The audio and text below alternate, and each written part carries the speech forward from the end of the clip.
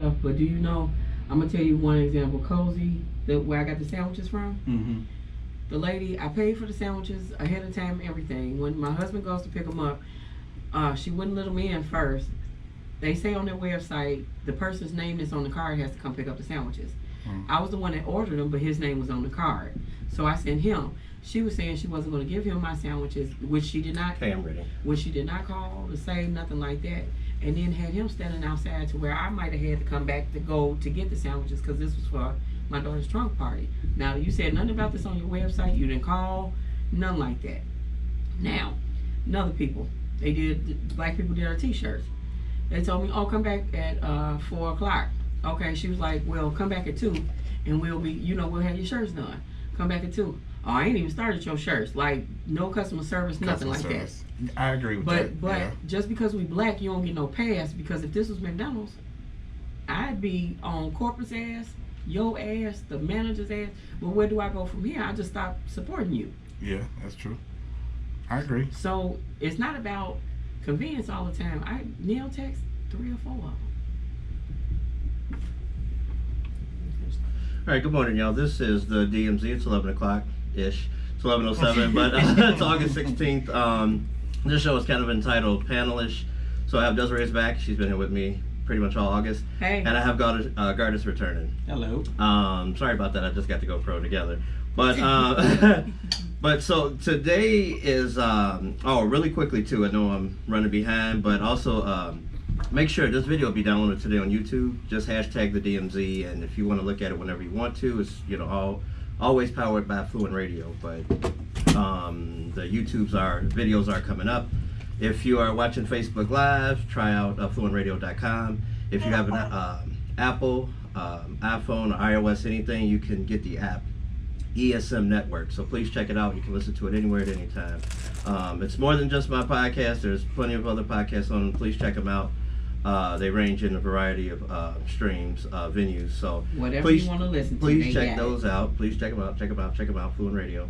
But we're going to go right into the thing. Y'all want to do national or local first? Because it's okay. National, we'll do national. So Kamala Harris. I'm sorry. Please. It's Joe Biden. Desiree, I'm a snap. Kamala Harris is Joe Biden's VP pick. So it's already, it's kind of hit the fan already with her being the pick, but it really kind of hasn't, because she already had a kind of a preview of what she would do running for president. Mm-hmm. So now she's back on, so she's back under everybody's radar. And I mean, it's a list of things to talk about. But I guess the first thing that you're going to talk about with her is she black enough? The second thing is she an American? The next thing is we only question American identities when it's black people. The other thing of it is she for true justice and peace? So we can go through each separate thing, but those are the things right now that people are talking about. So we can start off with should the conversation be, is she black enough? No, I don't think so. Well, she tried to prove that when she was running for president. She had these videos out talking about she kept hot sauce in her purse, and she listened to Tribe Called Quest and Lil Wayne, and smoked in college before Tupac came out or whatever. Well, and that's the thing. That's the thing, though. You have to talk about authenticity, because this was one of the biggest things that hurt Hillary Clinton. Hillary Clinton did the hot sauce thing and says she still today carries hot sauce in her purse. It's trying to get to the black people that you feel like, hey, listen to me, and I do a dance. It's politics. Yeah, you have a certain audience that you're going to be speaking to. So yeah, you try to relate, but you still have to be you at the end of the day. And I think that's the problem with her, is because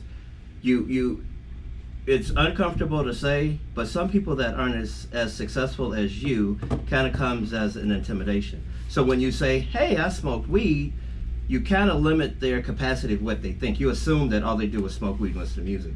Mm-hmm. But when you say, oh, but check out my policy on X, Y, and Z, and should we be doing X, Y, and Z, then people are kind of, do I want to listen to her, or does that make sense, or so I think the thing of authenticity is a really big thing.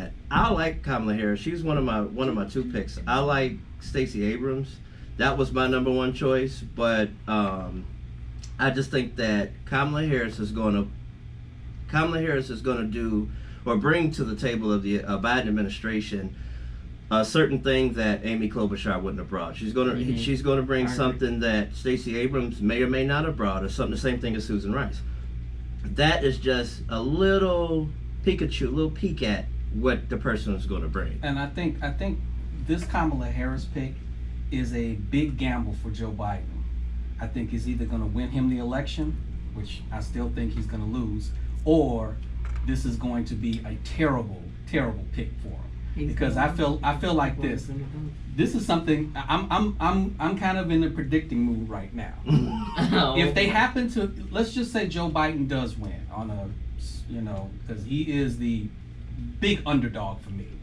Let's just say he does. Yes, he's a huge underdog for me. Okay. But if they win, so you want Trump to continue how he do? I see Kamala Harris becoming president 8 years from now.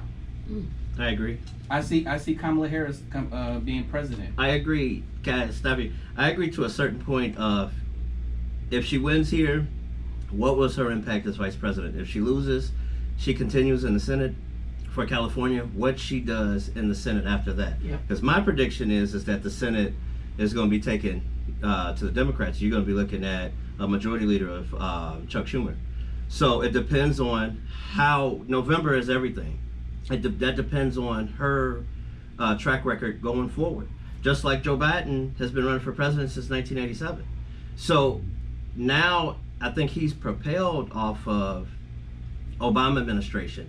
He got kind of shy and kind of it wasn't about complacency. It had nothing to do with it. It was I was kind of embarrassed of what the Obama administration had done, because it's full of gotchas.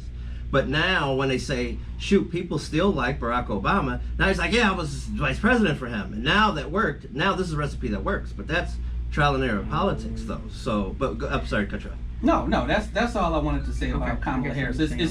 It's one of those huge gambles that he's taking right now. And I think Joe Biden kind of boxed himself in when he mentioned, or he said, that I wanted to pick a black woman for vice president. Now, I understand you want to do that, but why would you say black, though? He said I want to pick a woman. So that was the other thing. I think I remember him saying a black woman. You like to say a lot of stuff that you thought. No. Okay. He didn't. No, because he said there should be a black woman on the Supreme Court, but I do want a woman as vice president. We're ready for that time now. That can insinuate that he wanted a black woman as vice president. No, because I think he would have said black woman if that's what he meant to say. But he just said what Joe Biden had quoted. He just quoted. It's loosely quoted. It's loosely. Okay, but he said. Quoted. But I remember it as, they said, "Will you pick a black woman?" He said, "I will pick a woman," because that was the thing. It was Elizabeth Warren. It was Governor Whitmer from Michigan. It was Amy Klobuchar was there. It was Karen Bass. It was a whole list of people that it could be. It was Val Demings. But why would you box yourself in just to say something like that? Because it's votes. Because it's politics. Yeah. It's the woman's vote. It's the minority vote. Of course you're going to say that, because Republicans don't have that. And when they had Sarah Palin, look at the job they did to Sarah Palin. She was dumb. Yep. She was an idiot. Yep. She was dumb from Alaska and all of that. All of these other things. So you have that. It's politics that you. We got what they don't have. We got that perspective that Republicans. Excuse me. What Republicans don't.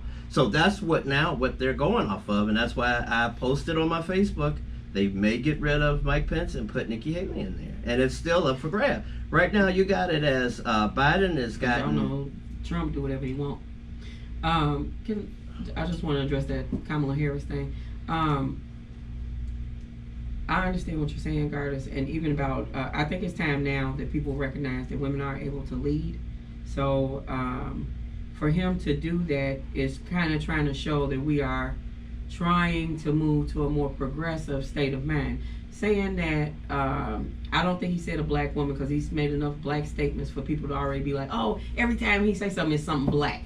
So that's why you're saying, black people, you're not black enough, you're not if you don't vote for me, you're not black. If you don't do this, you're not black. And I think everybody just hears black when they're talking about that. But with Kamala Harris, I understand because I felt the same way about her inauthenticity at the beginning when she was running for president with the hot sauce and all that other stuff. But where she's coming from is trying to relate. And I don't agree with the weed smoking thing. I think she wants people to look at her as being human. Because sometimes when you get into those, I think so. But when you get into those positions, that people are like, oh, okay, she don't know nothing about me. She don't know nothing about where I came from. I don't want to listen to her. She thinks she's better than me. That's more of relatability. That has nothing to do with being a human being. No, but I mean, that's relatability. And she's saying the only way I can relate to you is by saying I smoke weed and I listen to Tupac. No, I don't think it's not gonna get it. I don't think that's. You're on a hip hop station, The Breakfast Club, saying I only think that the question was brought by Charlamagne the God, true, but the question was, have you ever smoked weed? She could have said, yeah, I have, and press. She chose to embellish on that and said, I listened to Tupac in 1972 while smoking weed. Well, you know, I mean, it's just stuff that just doesn't make sense. And I love Kamala Harris. I love her. But you don't embellish on that. Hey, y'all, I'm really black. I really did. Look, I'm black. Look at my hand. It's black. Yeah, but you don't have to do that to relate. But you're in a position where people always want to put you in white or black, and you can't. But as a politician, that's you to overcome that. But you can't be. It is. Because you could have said instead of I smoke. Keep putting her in a box of either black or white. She's not black enough to do this. She's not white enough to be that. She's not man enough to do this. So she'll never be man enough. She's a woman. I know that, but I just don't feel like it's organic. It's not. It's not. I think the three of us agree that it's not. I agree with that. But that's the problem I have. But the thing is, so this is the thing that you do though. Charlamagne the guy say, "Hey, have you ever smoked?" She said, "Yeah," and then she could have talked about the weed policy. The thing, yeah, because she did say she wants that marijuana. But you could have made that your big moment instead of saying, me and Tupac was rolling with the homies and all. You don't have to do that every time, though. You don't have to do that. You don't have to. You know what I mean? This is just like if we want to go to dead man Bernie Sanders, you want to do that with him. I fought with Martin Luther King. I fought with Martin Luther King. I fought with Martin Luther King. I fought with Martin Luther King. But then when you look at Bernie Sanders' list of bills and how it has helped people and it's not too radical to help a black agenda or to push black Americans forward, it's minimum. Right. It's slim. Yeah, and you don't hear Bernie Sanders talking about I smoke weed while hanging out with the Grateful Dead or anything that. But did nobody ask him about smoking weed? I don't know. That's a comment. But nobody asked him about smoking weed. These are the questions. So she gets a different list of questions. Everybody does. Yes. You can't. We always get a different list of questions. So you can't say that Bernie didn't tell everybody he smoked weed with the Grateful Dead. He wasn't asked that question. I know that, but no, he's saying a hypothetical. No, I get it's a hypothetical, but the list of questions that she was asked, but that's normal. No, it is. That is normal. But the list of questions that you're asked pertaining to your blackness dictate how you answer your questions. Barack Obama and whoever was running against him, they got a separate list of questions because of the fact that Barack Obama's a black man, and that other person, whether it be who was the first person that ran against him, ran against who? Barack. John McCain? John McCain and the other guy that ran against him. Mitt Romney after that. Mm-hmm. They got a separate list of questions. But nobody asked white people, do they smoke weed?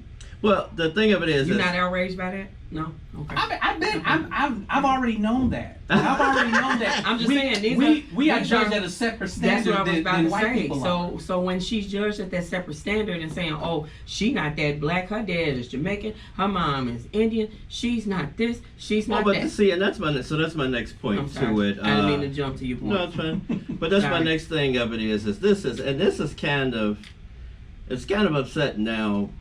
Because it's the person that sets the agenda is Kamala Harris black or no, is she African American because of her Jamaican hand? And I just think that the people that's controlling the narrative of is she black is mostly on the right side of town. The right side is saying, is she black, to pull those voters away, when they give the bare minimum of any person that's thought to be black, and this is in my opinion. They give the bare minimum. Just like I said, Senator Tim Scott, he praised John Lewis, he praised him, but the thing of it is John Lewis is dead. Correct. God rest his soul. But the thing of it is Tim Scott should have said, I'm here because you said this. Now let's get these voting rights together. Not saying you have to pass exactly what John Lewis wanted or what the House wanted for the matter of majority Democrats. The thing is, why aren't you saying, let's play with this bill and let's get it correct for the southern states? But instead you're saying it's too extreme. The states have, we're policing the states too much, and it's too bad the bill is dead. Scrap it. And that's what, no, I don't want you to scrap. I want you to change this and that. Scrapping it means you start over from the ground. Everything from the ground doesn't need to be started over from scratch. There's this, that, and that. They don't want to be controlled with who can vote and who can't vote. They don't want to be controlled with which polling places are closed. They don't want to be controlled with voter ID and whatnot. They don't want to be policed from the federal government to the state is what the problem is with the voting bill. But back to Kamala Harris, should that be the question? Is she African American? I guess is the question. I mean, I don't think it should be. It shouldn't be, but I know a lot of people are kind of pushing that question because of the fact that, you know, she doesn't have a black experience or black lineage, you know, like all of us do, because of the fact that her father's Jamaican. All right, we all have black parents who had ancestors who were slaves here in this country. So there is a. But you can't be black. No. It's what about. I'm saying, it's an ethnic barrier between. I don't understand. Okay, I'm sorry, listen, I don't. Okay, listen. Go ahead. There's an ethnic barrier between blacks in the Caribbeans Correct. and blacks here. Most blacks in the Caribbean, I'm not going to say all of them, but most blacks in the Caribbeans cannot trace their immediate ancestors to slavery because of the fact that their slavery ended about 50 to 100 years before ours did. All right? We actually have traced our ancestry to slavery maybe 2 generations. I know my great-grandfather was born into slavery. So what is that? That's 2 generations? Yeah, about 2 generations. But the thing is that their experience with, say, racism is a lot different than our experience with racism. We all understand that the United States is probably one of the most racist countries in the world. But racism is a global thing. But our experiences with racism is much different from what their experience of racism is. So what I'm saying is, Kamala, you know, when she comes up trying to relate to us, saying that she smokes weed, she listens to Tupac or whatever, it's kind of like that barrier that she has because of the fact that her father, and see,